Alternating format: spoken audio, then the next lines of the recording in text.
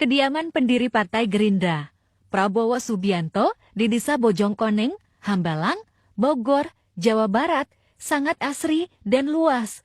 Saking luasnya, ada lahan pertanian hingga lapangan pacu kuda di dalam kompleks rumah mantan Danjen Kopassus itu. Di dalam, selain rumah induk terdapat helipad, lapangan gembala kuda, istal, kandang kambing, hingga lahan pertanian seperti pisang, cabai, tomat, dan semacamnya. Entah berapa jarak dari rumah induk ke gerbang, Prabowo lebih suka naik mobil dibanding helikopter bila tak buru-buru. Meski naik mobil, Prabowo suka menyapa warga. Pak Prabowo dikenal sebagai orang ramah oleh warga sekitar. Di komplek area rumah Pak Prabowo terdapat klinik yang lengkap dengan rawat inap, dibuka 24 jam, dan dokternya ganti-gantian. Klinik itu gratis untuk warga yang ingin berobat. Di kompleks itu ada juga peternakan sapi, bebek, dan kambing. Tempatnya pisah-pisah. Menurut petugas yang menjaga di sana, jumlah bebeknya ada ribuan, kambing juga banyak banget, sapi 600-an, kuda nggak tahu pasti berapa jumlahnya saking banyaknya. Untuk proses peternakannya, Pak Prabowo memperkerjakan warga setempat sehingga menghasilkan susu kambing dan susu sapi. Ada rasa stroberi, kopi, buah-buahan, ada juga campuran susu sapi sama kambing, susu kambing Ottawa.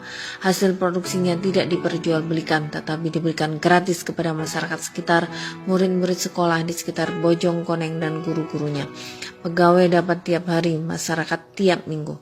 Kalau nyediain makanan, jika ada acara, menunya diambil dari hasil pertaniannya sendiri, karena di dalamnya juga ada lahan pertanian. Pak Prabowo memberikan akses bagi warga sekitar untuk mengambil hasil bumi dari perkebunan yang ada di kompleks lahannya.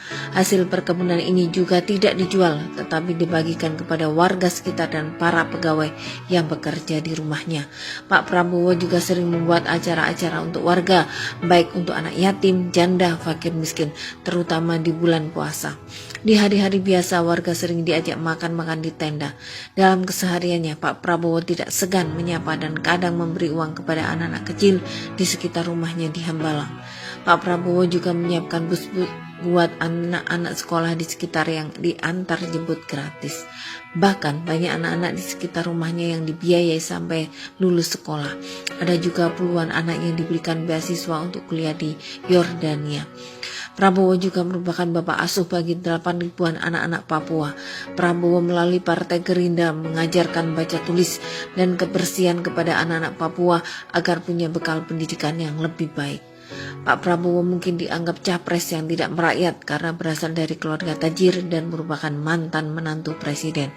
Walaupun ini hanya propaganda kampanye yang dihembuskan lawan, tetapi silakan cek sendiri di lapangan, terutama di sekitar desa Bojongkoneng Hambalang. Prabowo memang kaya raya dan dia orang besar, akan tetapi dia tidak pernah bersikap cuek terhadap keadaan orang-orang di sekitarnya. Justru dengan kelebihannya, Prabowo membantu memajukan daerah sekitarnya dengan memberikan pelatihan bertani, beternak, dan memberikan kredit lunak untuk wira swasta kepada warga yang membutuhkan. Prabowo juga tidak pernah berpura-pura merakyat dengan berperilaku yang tidak wajar, yang bukan dirinya. Orang lain beranggapan bahwa merakyat berarti seperti rakyat kebanyakan, seperti orang miskin. Merakyat bagi Prabowo adalah bersikap wajar apa adanya.